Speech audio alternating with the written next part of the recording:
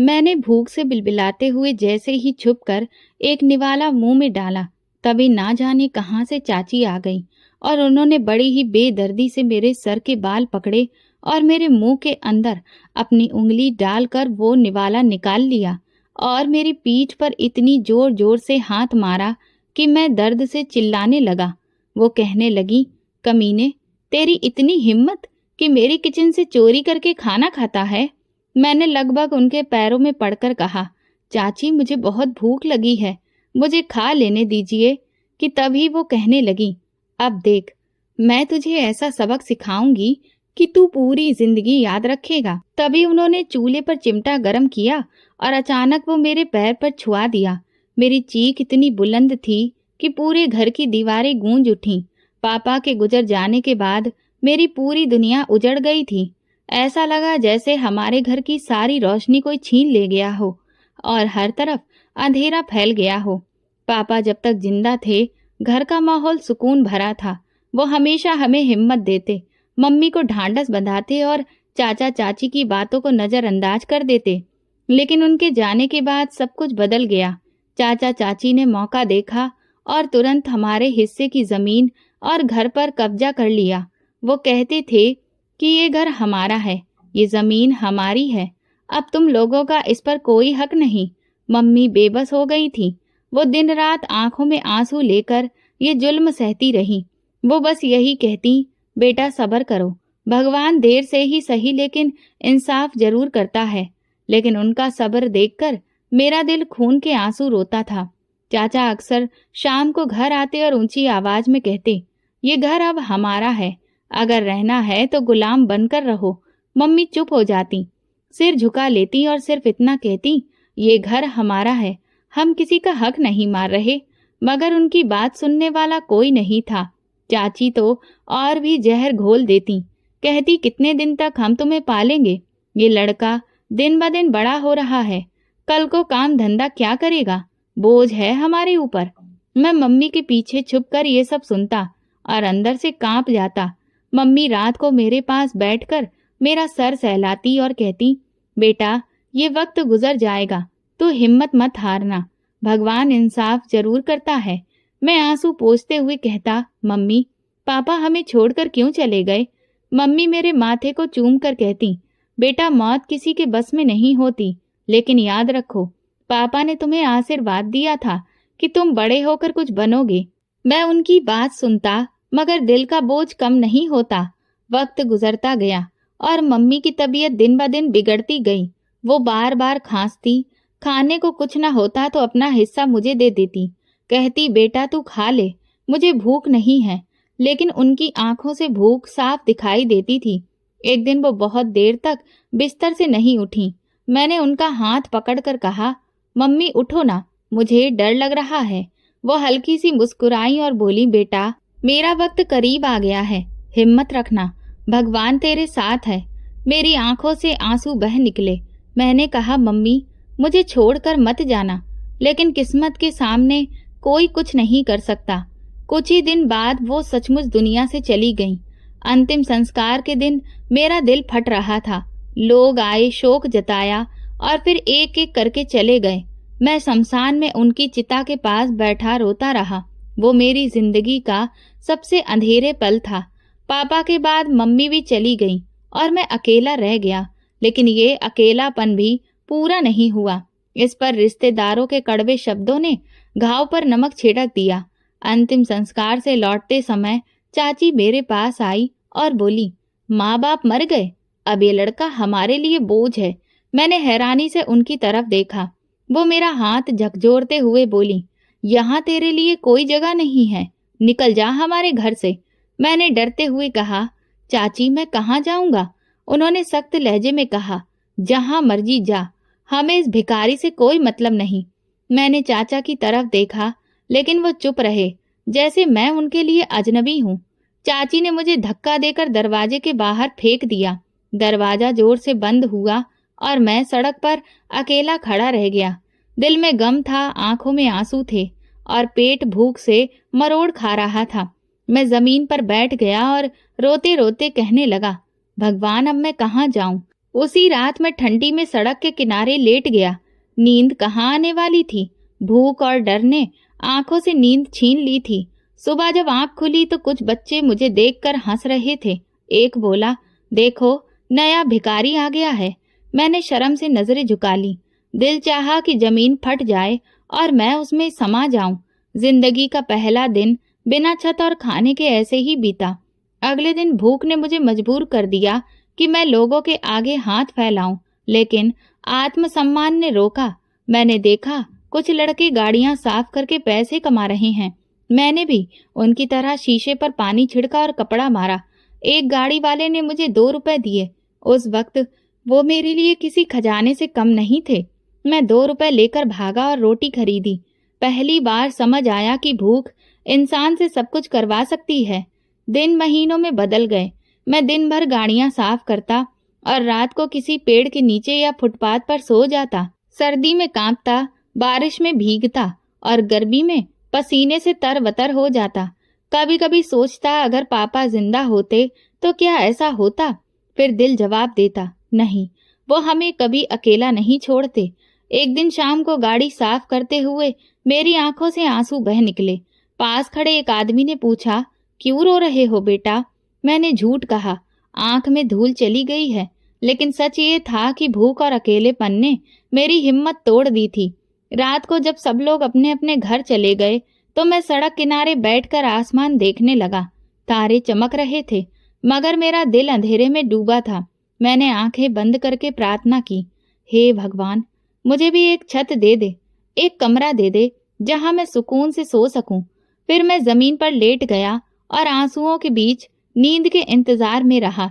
जिंदगी की सड़क पर भटकना मेरे लिए दर्द बन चुका था। हर दिन एक नई परीक्षा लेकर आता।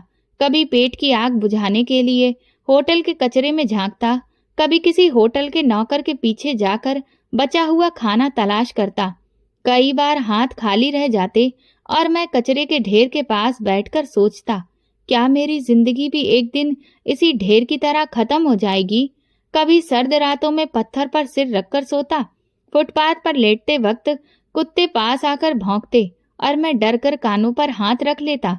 सुबह जब आंख खुलती तो जिस्म अकड़ा हुआ होता, हड्डियां दर्द कर रही होती, लेकिन उठना पड़ता क्योंकि पेट भूखा होता। लोग मुझे देखकर या तो हंसते या तरस खाते, मगर कोई आगे बढ़कर हाथ नहीं बढ़ाता। कई बार मैंने सुना, लोग कहते ये सड़क पर भेड़ बकरियों की तरह क्यों घूमते हैं, कोई काम क्यों नहीं करते।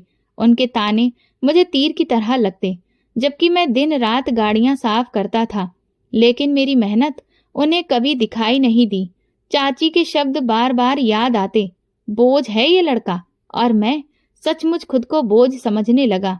लगता था जैसे मैं इस दुनिया में गलती से पैदा हो गया हूँ।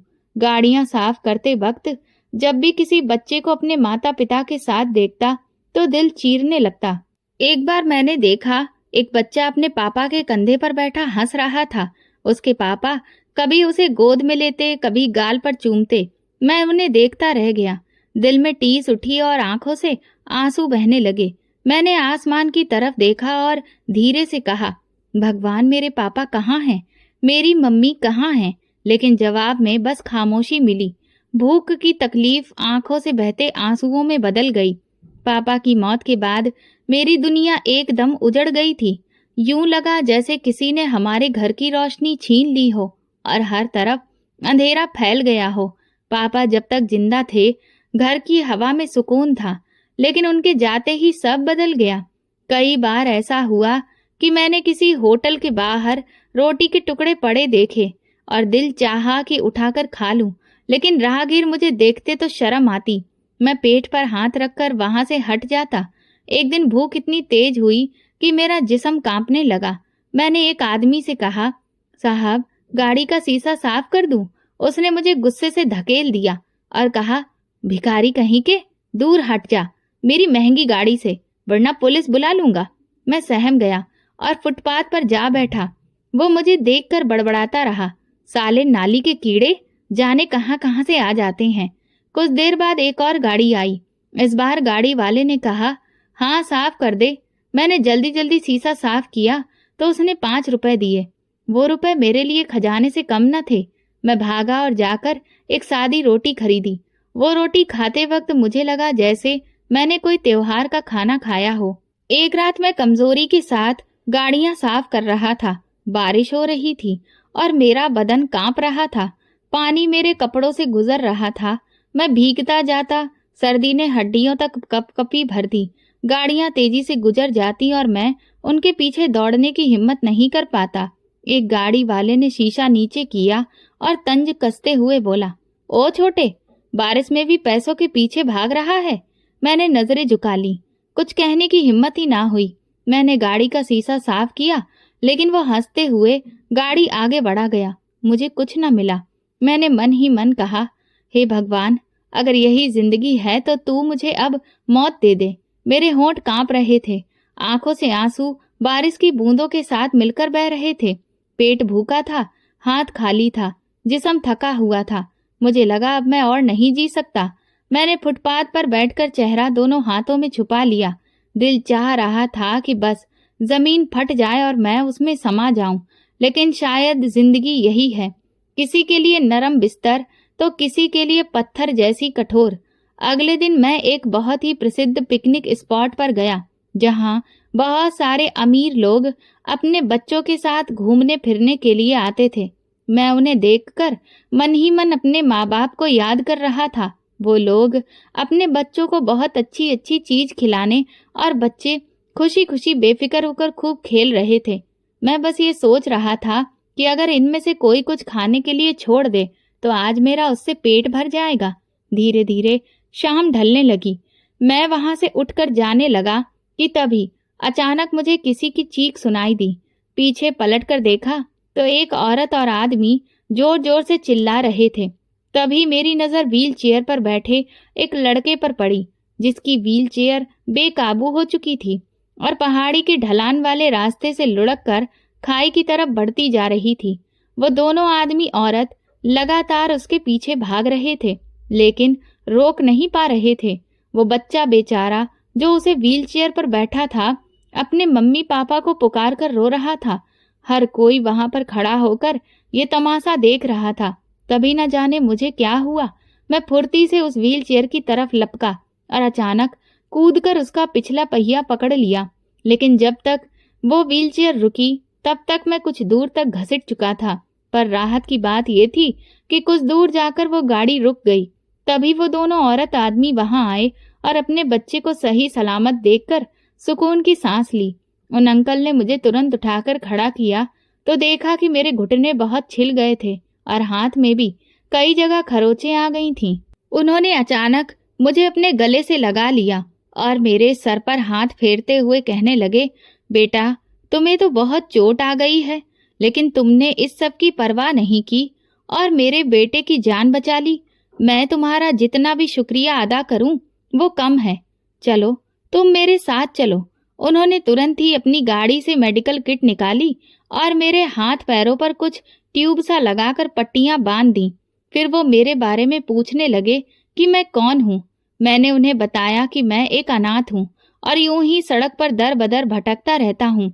गाड़ियों के शीशे साफ करता हूँ और जो कुछ मिल जाता है उसे अपना पेट भर लेता हूँ।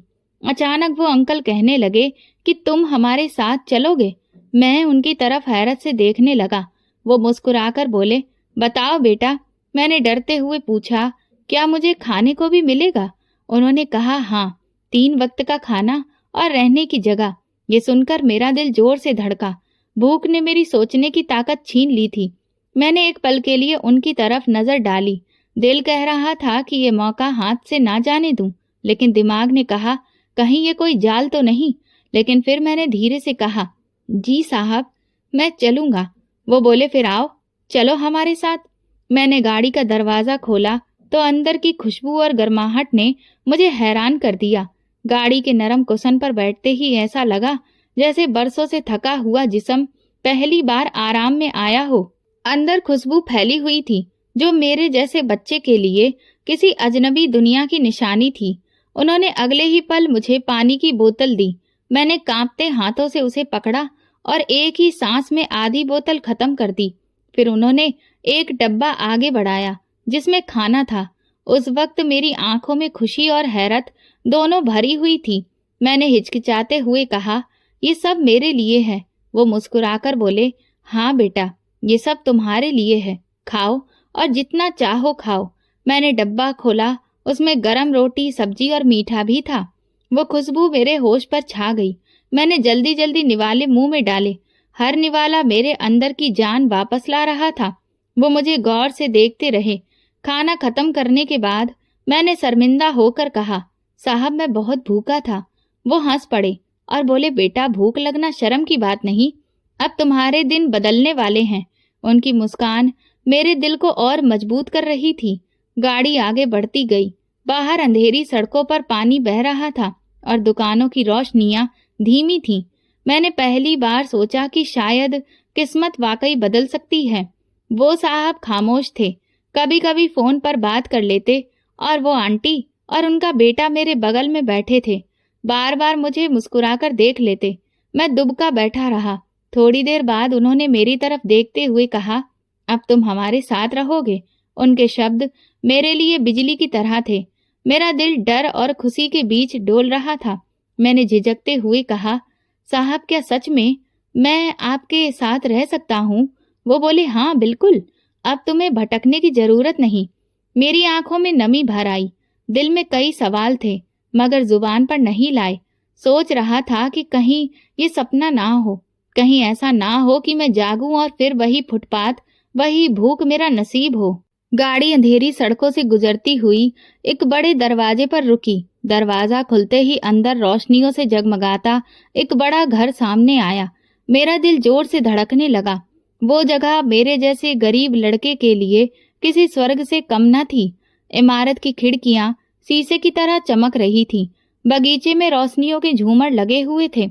बाहर सिक्योरिटी गार्ड खड़ा था, जिसने सलाम किया और दरवाजा खोल दिया। गाड़ी अंदर दाखिल हुई तो मैंने दाएं बाएं देखा। हर तरफ हरी घास, फूलों के पौधे और खूबसूरत रोशनियों का नजारा था। मैं सोचने लगा कि क्या ये सब सच है। गाड़ी बड़े हॉल के सामने रुकी। ड्राइवर ने आकर दरवाजा खोला। मैं डरते डरते नीचे उतरा। नरम कालीन पर कदम रखते ही लगा जैसे जमीन भी बदल गई। उन साहब ने मेरी तरफ हाथ बढ़ाया और कहा, आओ बेटा, अब ये तुम्हारा घर है। मैं हैरत में डूबा उनके पीछे चल पड़ा। हॉल में दाखिल होते ही मुझे रोशनी, फर्नीचर और खुशबू ने अपनी गिरफ्त में ले लिया। वहां सब कुछ नया और अजनबी था। मेरे कदम लड़खड़ा रहे थे। दिल कह रहा था कि मैं यहाँ का नहीं हूँ, मगर वो साहब लगातार हौसला दे रहे थे। एक नौकरानी जो शायद घर की काम वाली थी आगे बढ़ी। उन्होंने कहा, ये लड़का आज से हमारे साथ रहेगा, इसे इसका कमरा दिखा दो और आराम से सुला दो। नौकरानी ने नरमी से मेरी तरफ देखा और कहा, आओ बेटा, मेरे साथ चलो। मैं धीरे धीरे उसके पीछे चलने लगा। रास्ते में लंबी लंबी दालानों से गुजरते हुए मेरा सिर चकरा रहा था। हर तरफ शीशे के फ्रेम, खूबसूरत तस्वीरें और कीमती सामान रखा था। जब वो मुझे कमरे में ले गई तो मैं दंग रह गया। बिस्तर इतना नरम और बड़ा था कि मैंने जिंदगी में कभी देखा ही नहीं था। खिड़की के पास मेज पर खाने के ढेर सारे बर्तन रखे थे। नौकरानी ने कहा, ये तुम्हारे लिए हैं, जब चाहो खा लेना। मैंने सिर झुकाकर धीरे से कहा, धन्यवाद। वो मुस्कुरा दी और बाहर चली गई। कमरे में अकेला रहकर मैंने चारों तरफ देखा। मेरा दिल जोर जोर से धड़क रहा था। सोच रहा था कि कल तक मैं फुटपाथ पर ठंड में कांप रहा था और आज यहाँ हूँ। मैंने बिस्तर पर लेटने की कोशिश की। नरम बिस्तर पर लेटते ही मेरी आंखों में आंसू आ गए। दिल कह रहा था कि शायद ये सब सपना है, लेकिन ये सपना हकीकत में बदल चुका था। मैंने खिड़की से आसमान की तरफ देखते हुए कहा, हे भगवान, क्या सचमुच मेरी जिंदगी बदलने वाली है? और फिर बरसों के बाद एक सुकून की नींद ने मुझे अपनी बाहों में भर लिया। अगली सुबह मैंने खुद को एक साफ सुथरे कमरे में पाया। खिड़की के पर्दों से रोशनी अंदर आ रही थी और कमरा किसी बड़े होटल से कम नहीं लग रहा था। बिस्तर नरम था, उस पर चादर इतनी खुशबूदार थी कि मेरा मन कर रहा था कि बार बार चेहरा उसमें छुपा लूं। बरसों के बाद मैंने सुकून की नींद सोई थी, मगर जब आंख खुली तो कुछ लम्हों के लिए यकीन ही नहीं आया कि ये सब सच है। मैं सोचता रहा कि क्या वाकई ये सब मेरा है? यह सपना है। तभी दरवाजे पर हल्की दस्तक हुई। एक नौकरानी अंदर आई और नरमी से बोली, बेटा नाश्ते के लिए नीचे आइए, पिताजी तुम्हें बुला रहे हैं। मैं सहम गया। पिताजी? मगर उसके साथ चलने लगा। सीढ़ियों से नीचे उतरते वक्त मेरा दिल बहुत तेज धड़क रहा था। हॉल में एक लंबी सी मेज लगी थी जिस पर तरह तरह के खाने रखे थे। सामने वो बुजुर्ग बैठे थे जिन्होंने मुझे पिछली रात पनाह दी थी। वो दया भरी नजर से मुझे देख रहे थे। उन्होंने मुस्कुराकर कहा, बेटा आ जाओ, हमारे साथ नाश्ता करो। मैं झिझकते हुए कुर्सी पर बैठ गया। पहली बार किसी ने मुझे इतनी इज्जत से कुर्सी पर बैठाया था। उन्होंने पूछा, क्या नाम है तुम्हारा? मैंने धीरे से कहा, अमर। वो बोले, अच्छा अमर, हम चाहते हैं कि तुम यहाँ खुश रहो। फिर वो थोड़े गंभीर हुए और बोले, देखो हमारा बेटा लाचार है, हमें उसका साथी चाहिए। ये सुनकर मैं चौंक गया। मैंने उनकी आंखों में देखा, वहां सच्चाई और दर्द साफ झलक रहा था। उन्होंने आगे कहा, तुम हमारे साथ रहोगे, खाओगे, पढ़ोगे और हमारे बेटे की देखभाल भी करोगे। मेरे दिल से जैसे एक बोझ उतर गया। पहली बार लगा कि किस्मत मेरे साथ मेहरबान हो रही है। मैंने इज्जत से कहा, पिताजी मैं पूरी कोशिश करूंगा। वो खुश होकर बोले, हमें तुम पर पूरा यकीन है। फिर नौकरानी ने मेरा स्कूल बैग और यूनिफॉर्म लाकर दिखाया। मेरा दिल खुशी से धड़कने लगा। उसी दिन स्कूल में मेरा दाखिला करा दिया गया। मुझे किताबें मिली, यूनिफॉर्म मिला और एक मास्टर ने मेरा स्वागत किया। स्कूल का माहौल मेरे लिए बिल्कुल नया था। पहले दिन सब बच्चे मुझे हैरत से देख रहे थे। कुछ ने कहा, ये नया लड़का है, लगता है गरीब घर से आया है। लेकिन मास्टर ने कहा, ये अमर है, अब ये तुम्हारा दोस्त है। दिन के वक्त मैं पढ़ाई करता और शाम को उनके बेटे के साथ समय बिताता। वो मेरा हमउम्र था, मगर जन्म से लाचार होने की वजह से हमेशा खामोश और अकेला रहता। जब मैं पहली बार उसके कमरे में गया तो वो व्हील चेयर पर बैठा खिड़की से बाहर देख रहा था। मैंने धीरे से कहा, हेलो, मेरा नाम अमर है। उसने सिर उठाया मगर कोई जवाब नहीं दिया। मैं पास गया और हाथ बढ़ाते हुए पूछा, क्या हम दोस्त बन सकते हैं? वो खामोश रहा। मैंने मन ही मन ठान लिया कि इसे अपना दोस्त बनाकर रहूंगा। अगले दिन मैंने स्कूल में सुनी कहानियां उसे सुनानी शुरू की। कभी राजकुमार और राक्षस की कहानी, कभी किसी बहादुर लड़के की दास्तान। वो मुझे देखकर चुपचाप सुनता, मगर उसकी आंखों में हल्की सी चमक दिखाई देती। एक दिन मैंने कहा, देखो, अगर तुम चाहो तो हम शतरंज खेल सकते हैं। उसने पहली बार हल्की आवाज में कहा, मुझे खेलना नहीं आता। मैंने खुश होकर कहा, मैं सिखा दूंगा। यूं हमारी बातचीत की शुरुआत हुई। वक्त गुजरता गया। मैं स्कूल के बाद सीधा उसके पास आता। कभी हम हंसी मजाक करते, कभी मैं उसे ड्राइंग सिखाता। मैंने उसे कागज पर पहाड़, नदी और घर बनाना सिखाया। उसने कहा, तुम्हें ड्राइंग अच्छी आती है? मैंने जवाब दिया, हाँ, मेरी माँ कहती थी तुम बड़े होकर चित्रकार बनोगे। ये सुनते ही उसने कहा, काश मेरी माँ भी ऐसे ही सपने मेरे लिए देखती। मैंने महसूस किया कि वो अंदर से बहुत उदास रहता है। धीरे धीरे वो भी मेरे करीब आ गया। एक दिन उसने कहा, अमर, तुम्हारे आने से मेरा कमरा कम अकेलेपन से भरा लगता है। ये सुनकर मेरी आंखें भर गईं, मगर मैंने हंसकर कहा, अब तो हम हमेशा साथ रहेंगे। उसने पहली बार खुलकर हंसी लगाई। वो हंसी मेरे लिए इनाम थी। कुछ हफ्तों बाद उसके पिता ने मुझे कहा, बेटा तुमने हमारे बेटे को बदल दिया है। पहले वो कभी मुस्कुराता नहीं था, अब वो तुम्हारे साथ हंसता है। मैंने शर्मिंदा सा होकर कहा, पिताजी मैंने कुछ नहीं किया, ये सब भगवान की मर्जी है। उन्होंने मेरे सिर पर हाथ रखा और कहा, भगवान तुम्हें यूं ही कामयाब करे। मेरे पास एक नया दोस्त और एक नया घर आ गया। सुबह मैं स्कूल में पढ़ता, दिन में खेलता और शाम को अपने दोस्त को कहानियां सुनाता। कभी कभी हम दोनों आंगन में बैठकर आसमान देखते और सपने बांटते। वो कहता, मेरा सपना है कि मैं एक दिन चल सकूं। मैं कहता, और मेरा सपना है कि मैं बड़ा आदमी बनूं। हम दोनों खामोश हो जाते, मगर दिल में उम्मीद की किरण हमेशा जलती रहती। मेरे दिन रंगीन होने लगे। सुबह स्कूल जाना मेरे लिए किसी त्योहार से कम नहीं था। यूनिफॉर्म पहनकर जब मैं आईने में खुद को देखता तो यकीन नहीं आता कि ये वही अमर है जो कभी फुटपाथ पर सोता था। स्कूल के गेट पर चौकीदार अक्सर मुस्कुराकर कहते, शाबाश अमर, तुम रोज सुबह वक्त पर आते हो। मैं जवाब देता, हाँ, क्योंकि पढ़ाई मेरा सबसे बड़ा खजाना है। क्लास में जाते ही मास्टर खुशी से मेरा नाम लेते। वो अक्सर कहते, ये लड़का दूसरों के लिए मिसाल है। दोपहर दोस्त के साथ बीतती। स्कूल से लौटकर मैं सीधा उसके कमरे में जाता। वो मेरा इंतजार करता। अक्सर कहता, अमर, आज कौन सी नई कहानी सुनाओगे? और मैं कभी जंगल की सैर की कहानी सुनाता तो कभी किसी बहादुर सैनिक का किस्सा। वो हर मोड़ पर सवाल पूछता। एक दिन उसने कहा, काश मैं भी तुम्हारी तरह दौड़ सकता और खेल सकता।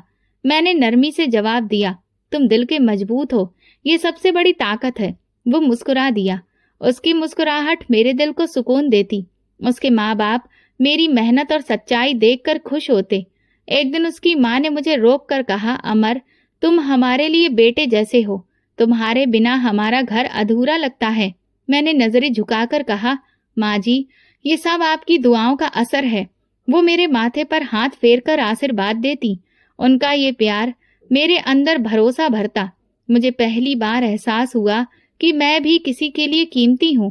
पहले लोग मुझे बोझ कहते थे, अब यहाँ लोग मेरी तारीफ करते थे। स्कूल में पढ़ाई में बेहतरीन परफॉर्मेंस दिखाई। मेरा नाम अक्सर बोर्ड पर लिखा जाता। एक दिन प्रिंसिपल ने पूरी क्लास के सामने कहा, अगर मेहनत करनी हो तो अमर से सीखो। मैं शर्मा गया, मगर दिल के अंदर खुशी का तूफान था। टीचर हमेशा मेरी तारीफ करते। रमेश सर अक्सर कहते, ये लड़का सवाल छोड़ता नहीं जब तक हल न निकाल ले। अंग्रेजी वाले मिश्रा सर कहते, अमर की स्पीच सुनकर लगता है ये एक दिन बड़ा वक्ता बनेगा। ये बातें मेरी हिम्मत बढ़ाती। मुकाबलों में पोजीशन ली, इनाम जीते। एक बार पेंटिंग का मुकाबला हुआ।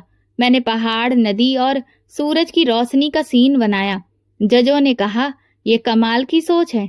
इनाम में मुझे किताबें मिली और वो किताबें मेरे लिए खजाने से कम नहीं थीं। दोस्तों ने मेरा हौसला बढ़ाया। वो अक्सर कहते, अमर, तुम हर बार टॉप करते हो, हमें भी मेहनत करने की प्रेरणा मिलती है।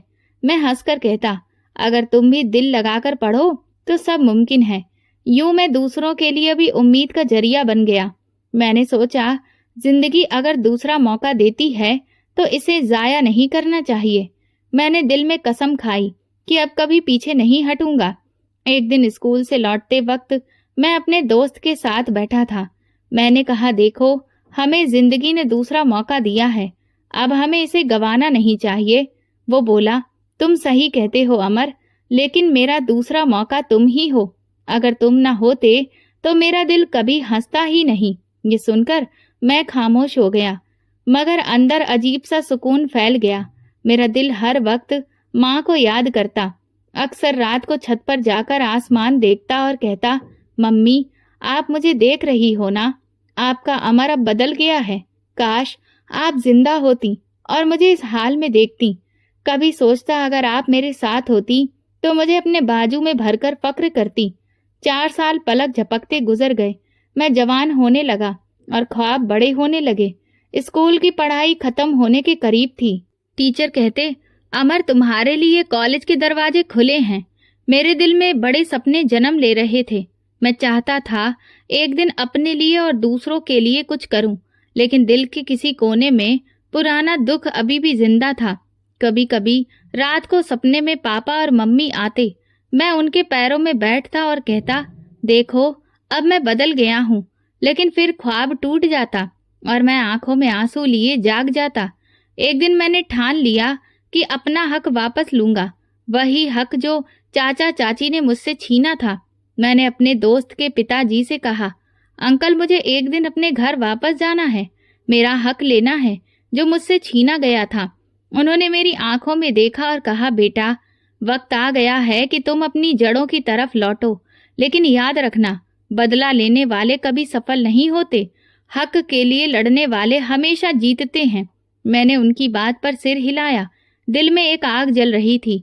बरसों बाद अब मुझे अपने अतीत का सामना करना था। जब मैं 18 साल का हुआ तो अंदर पुराना दर्द फिर से उठ खड़ा हुआ। बरसों की मोहब्बत और सुकून के बावजूद पुराने जख्म हरे हो गए। स्कूल की पढ़ाई खत्म होने वाली थी और अब आगे बढ़ने के मौके मेरे सामने थे, मगर अंदर से आवाज आती, अमर, तेरा अपना घर कहाँ है? तेरा वो हक कहाँ है जो तुझसे छीना गया था? मैंने कई दिन ये सवाल दबाने की कोशिश की, मगर दबा नहीं सका। एक शाम हिम्मत करके पिताजी के पास गया। वो लाइब्रेरी में किताब पढ़ रहे थे। मैंने प्यार से कहा, मुझे आपसे एक बात करनी है। उन्होंने किताब बंद की और नरमी से कहा, हाँ बेटा बोलो। मैंने गहरी सांस ली और कहा, चाचा चाची ने मेरे पापा का घर हड़प लिया था। अब मैं बड़ा हो गया हूँ, अपना हक वापस लेना चाहता हूँ। वो चुपचाप मेरी तरफ देखते रहे, फिर उनके चेहरे पर हल्की मुस्कान आई। उन्होंने मेरे कंधे पर हाथ रखकर कहा, बेटा, जो हक पर होता है वो कभी अकेला नहीं होता। भगवान ऐसे लोगों के साथ होता है। उनकी बात ने मेरा हौसला और बढ़ा दिया। मैंने दिल में सोचा, अब वक्त है कि अतीत के अंधेरों को रोशनी से बदलूं। मुझे अपनी जड़ों की तरफ लौटना होगा। बरसों की भूख और आंसू याद आए तो दिल और मजबूत हो गया। उस रात नींद नहीं आई। करवटें बदलता रहा। आंखें बंद करते ही पुराने दृश्य सामने आने लगे। वो पल जब मुझे घर से धक्के देकर निकाला गया था, वो सर्द रातें, वो बारिश के दिन जब मैं फुटपाथ पर पड़ा रो रहा था। उसी बेचैनी में मुझे ख्वाब आया। मैंने देखा पापा और मम्मी मेरे सामने खड़े हैं। पापा ने मेरा हाथ पकड़कर कहा, बेटा, हमें तुम पर गर्व है, तुमने हार नहीं मानी। मम्मी मुस्कुराकर बोली, अब वक्त है तू अपना हक लेकर हमें सुकून दे। मैं चौंक कर उठ बैठा। आंखों से आंसू बह निकले। मैंने दिल से भगवान से प्रार्थना की, मुझे सफल करना। अगले दिन मैंने ठान लिया कि गाड़ी लेकर अपने पुराने घर जाऊंगा। सुबह जल्दी उठकर तैयार हुआ। यूनिफॉर्म की जगह सादे लेकिन साफ कपड़े पहने। पिताजी ने मुझे गाड़ी की चाबी दी और कहा, याद रखना, तुम हक लेने जा रहे हो, बदला लेने नहीं। मैंने सिर हिलाया। दोस्त जो अब मेरा भाई बन चुका था, व्हीलचेयर पर मेरे पास आया। उसने मेरा हाथ पकड़ा और कहा, अमर, तुम्हें हिम्मत से जाना होगा, लेकिन याद रखना तुम अकेले नहीं हो। मेरी दुआएं तुम्हारे साथ हैं। मैंने झुककर कहा, अगर तुम ना होते तो शायद मैं ये कदम ना उठा पाता। वो मुस्कुराकर बोला, दोस्त वही है जो मुश्किल वक्त में साथ हो। जाओ अमर, अब सही वक्त है। मैंने उसे गले लगाया और गाड़ी की तरफ बढ़ गया। गाड़ी में बैठते ही दिल तेजी से धड़क रहा था, मगर कदम पीछे हटने को तैयार नहीं थे। इंजन स्टार्ट किया तो दिल से प्रार्थना निकली, हे भगवान, मुझे सफल करना। रास्ता बहुत लंबा था। गाड़ी अंधेरी सड़कों और बाजारों और पुरानी गलियों से गुजरती रही। खिड़की से बाहर देखते हुए बचपन की यादें ताजा हो गईं। वही चौक जहां मैं खिलौनों के लिए जिद करता था, वही छोटा सा पार्क जहां पापा के साथ झूला झूलता था। मगर अब सब कुछ बदला बदला सा लग रहा था। रास्ते में एक जगह गाड़ी रुकी तो देखा कुछ बच्चे गली में क्रिकेट खेल रहे थे। अचानक गेंद मेरी गाड़ी के नीचे आ गई। एक बच्चा दौड़कर आया और बोला, अंकल, गेंद दे दीजिए। मैं चौंक गया। अंकल, ये शब्द मेरे लिए नया था। मैंने गेंद उठाकर उसके हाथ में दी। वो मुस्कुराया और भाग गया। मैंने सोचा, वाकई वक्त ने मुझे बदल दिया है। कल तक मैं इन्हीं बच्चों जैसा था और आज लोग मुझे अंकल कहने लगे हैं। गाड़ी चलती रही। मेरा दिल कभी बीते वक्त में जाता तो कभी आज के हालात में। मैंने खुद से कहा, अमर, अब डरने की जरूरत नहीं, ये तेरा हक है। दिल की धड़कन तेज थी, मगर हौसला भी साथ था। थोड़ी दूर पर मंदिर के शिखर दिखे तो मैंने गाड़ी रोकी। हाथ मुंह धोकर भगवान के आगे माथा टेका। प्रार्थना में बस यही कहा, हे भगवान, मेरा साथ देना, मुझे सफल करना। जैसे ही वापस गाड़ी में बैठा, दिल का बोझ कुछ हल्का लगने लगा। भरोसा हुआ कि भगवान मेरे साथ है। गाड़ी धीरे धीरे पुराने मोहल्ले के करीब पहुंची।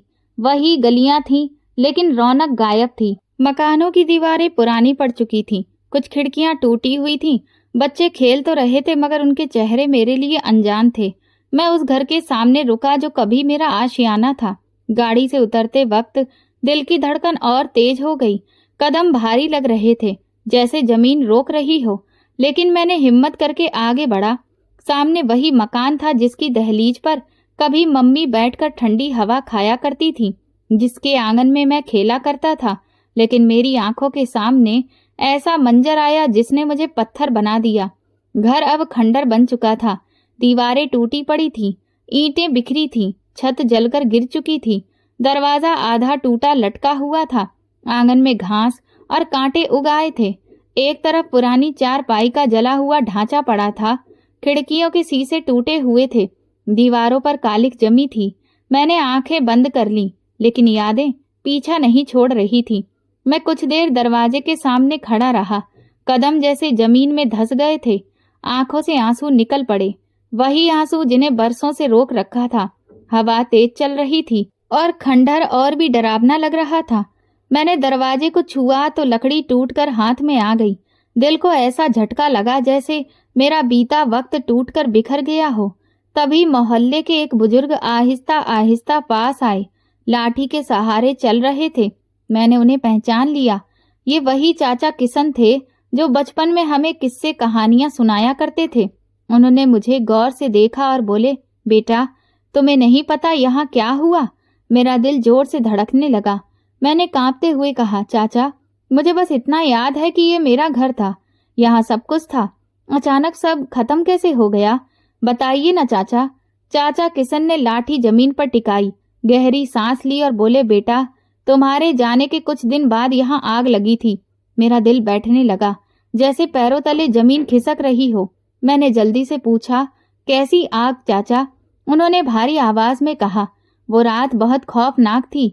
सब लोग अपने घरों में सो रहे थे कि अचानक तुम्हारे घर से चीखने की आवाजें आईं। लोग दौड़कर आए, लेकिन तब तक आग इतनी भयंकर हो चुकी थी कि शोले छत तक जा पहुंचे। उन्होंने सर झटका और कहा, उस आग में तुम्हारे चाचा चाची और उनके बच्चे सब जलकर मर गए। कोई बाहर नहीं निकल सका। ये सुनकर मेरी आंखें फटी रह गईं।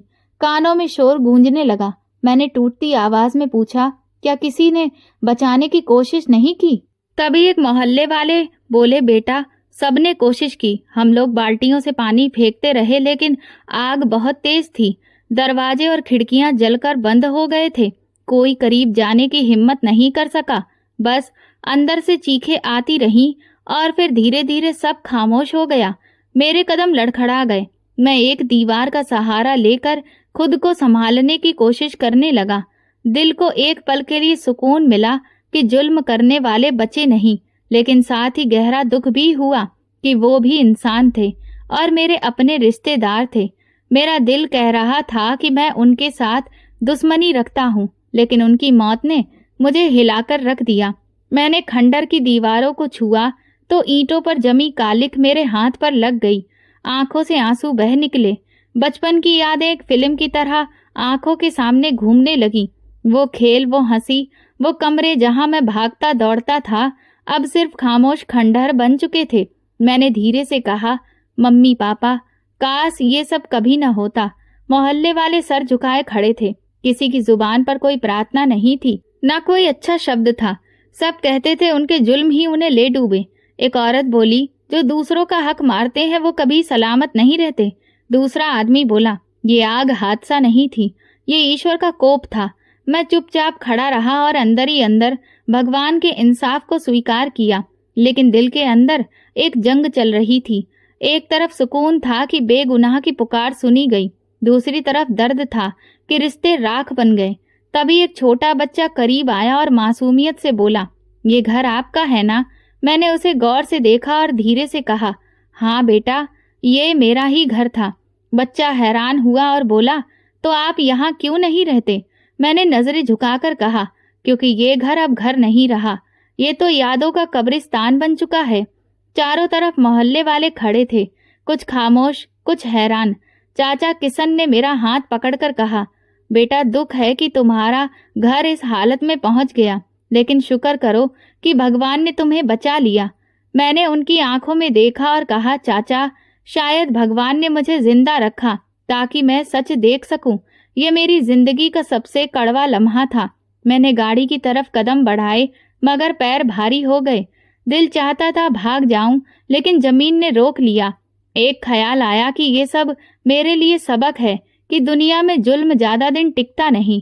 खंडहर की ईंटों के बीच से अभी भी धुआं सा उठता लग रहा था, जैसे आग पूरी तरह बुझी ही ना हो। मैंने आखिरी बार उस मकान को देखा और मन ही मन कहा, हे भगवान, ये मेरा घर था, इसे मेरे लिए सीख बना दे और मुझे ताकत दे कि मैं दूसरों के लिए रोशनी बन सकूं। मोहल्ले के एक बुजुर्ग बोले, बेटा अब ये घर तुम्हारा है, तुम ही इसके वारिस हो। ये शब्द ऐसे लगे जैसे किसी ने भारी बोझ मेरे कंधों पर रख दिया हो। मेरे कदम डगमगा गए, दिल जोर से धड़कने लगा। मैंने चारों तरफ देखा, सबकी नजरें मुझ पर टिकी थीं। किसी के चेहरे पर हैरानी थी, किसी के होठों पर सरगोशी। मैंने गहरी सांस ली और सोचा, कभी सोचा भी नहीं था कि वही घर जिससे मुझे धक्के देकर निकाला गया था, आज मेरा हो जाएगा। मेरी आंखों के सामने वो मंजर बार बार घूमने लगा जब चाची ने मुझे घर से बाहर धकेला था। मैंने खुद से कहा, ये वही दहलीज है जिसे पार करने की इजाजत मुझे ना थी, और आज सब उसे मेरा हक मान रहे हैं। दिल चाहा कि फौरन सब कुछ दोबारा बनवाऊं। अंदर ख्वाहिश जागी कि ये खंडर फिर से नया मकान बने, दीवारें उठें और आंगन में फिर से रौनक लौट आए। लेकिन अंदर से आवाज आई, ये जगह अब रहने लायक नहीं रही। मैंने सोचा, अगर मैं यहाँ वापस आया तो ये यादें मुझे चैन नहीं लेने देंगी।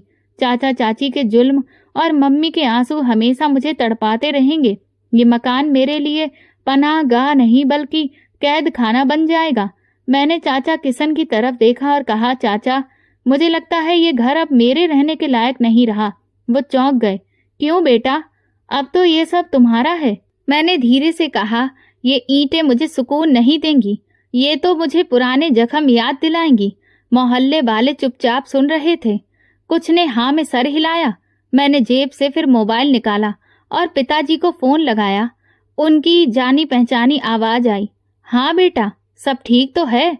मैंने कांपती आवाज में कहा, मुझे मेरा हक मिल गया है, लेकिन मैंने फैसला किया है कि घर को आबाद नहीं करूंगा, इसे दूसरों के लिए दान कर दूंगा।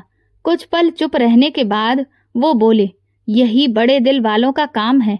अमर, तुमने मुझे और भी गर्व महसूस करवाया है। मेरी बात सुनकर मोहल्ले वाले हैरान रह गए।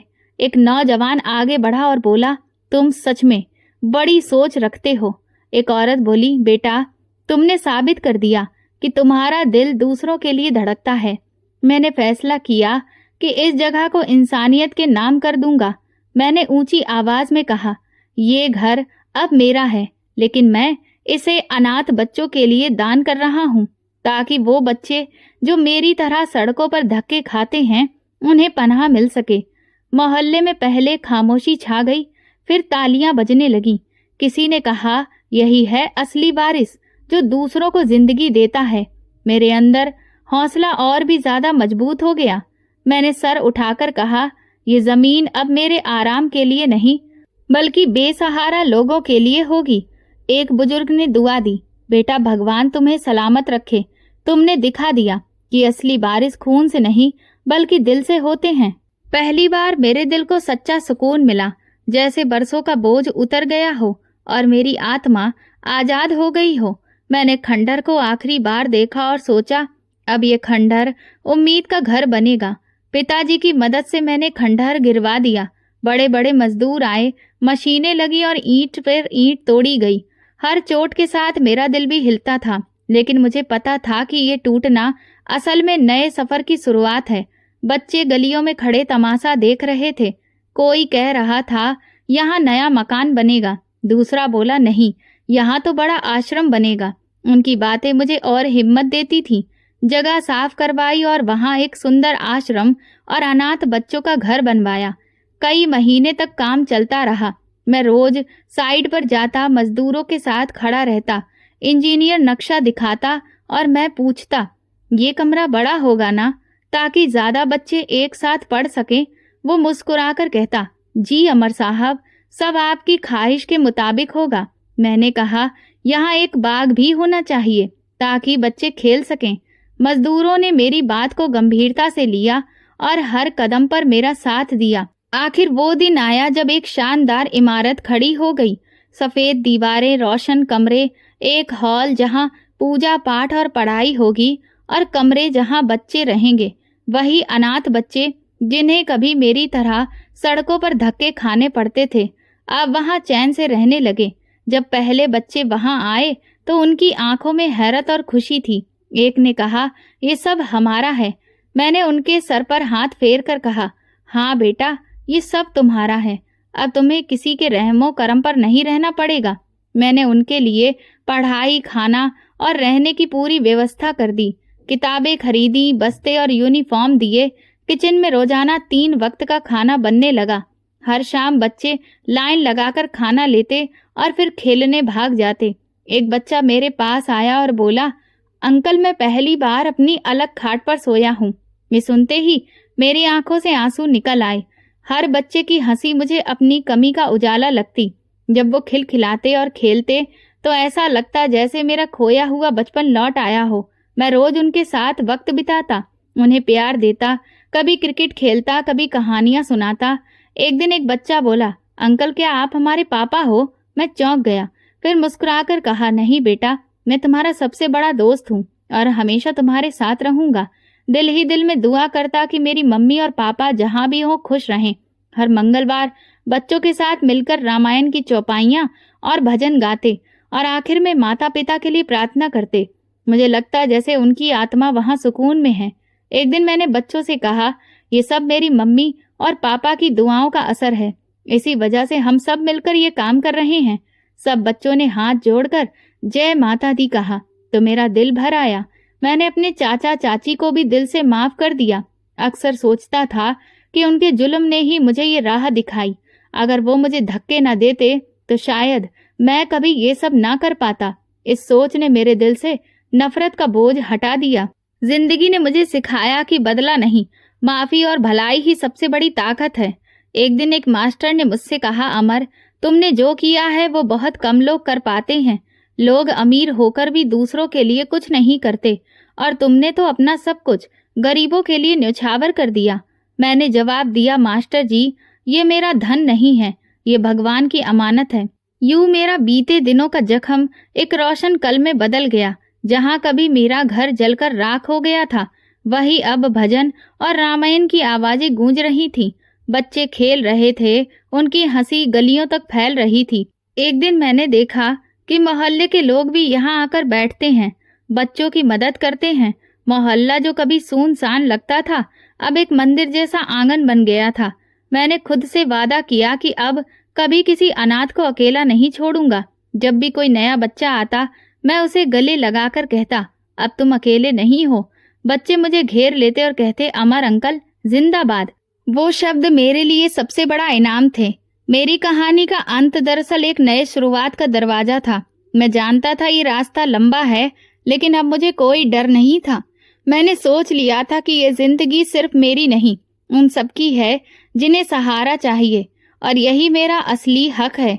मैंने पिताजी के साथ उनके बिजनेस को संभालना शुरू कर दिया और साथ ही उनके बेटे के लिए विदेश में एक बहुत अच्छे डॉक्टर के बारे में पता किया, जिसने हमें इस बार पूरी उम्मीद दिलाई कि ऑपरेशन के बाद वो अपने पैरों पर एक बार फिर से खड़ा हो सकेगा। इस उम्मीद पर मैं और पिताजी रवि को लेकर अमेरिका पहुंचे। पिताजी उस वक्त बहुत डरे हुए थे, क्योंकि इससे पहले भी उन्होंने रवि के लिए बहुत प्रयास किए थे, लेकिन वो सारे असफल रहे। पर मैंने उन्हें भगवान पर भरोसा रखने के लिए कहा और फिर आखिरकार वो दिन आ गया जब हमें खुशखबरी मिली कि रवि का ऑपरेशन सफल रहा। और जब पहली बार वो अपने दोनों पैरों पर खड़े होकर धीरे धीरे कदमों से हमारी तरफ बढ़ा, तो मेरी आंखों में खुशी के आंसू थे। और पिताजी, उन्हें तो जैसे इस दुनिया की सारी खुशियां ही मिल गई थीं। रवि ने मुझे गले से लगा लिया और कहने लगा, तुम सच में मेरे सबसे अच्छे दोस्त हो। तुम्हारे विश्वास ने ही आज मेरी जिंदगी में वो चमत्कार किया है जिसकी उम्मीद मैं खुद बरसों पहले ही छोड़ चुका था। मेरी जिंदगी ने मुझे सिखाया था कि हमें असली खुशी तभी मिलती है जब हम दूसरों के लिए जीते हैं। और बस अब आगे मैं इसी सोच के साथ अपनी जिंदगी को जारी रखूंगा। तो दोस्तों, अगर आपको हमारी कहानी पसंद आई हो तो कमेंट करके ज़रूर बताएं। इस कहानी को ज़्यादा से ज़्यादा लाइक और शेयर करें। अगर आप चैनल पर नए हैं तो मेरे चैनल को सब्सक्राइब करें और बेल आइकन दबा दें, ताकि सारे नोटिफिकेशन और अगली अपडेट आपको मिलती रहे। धन्यवाद।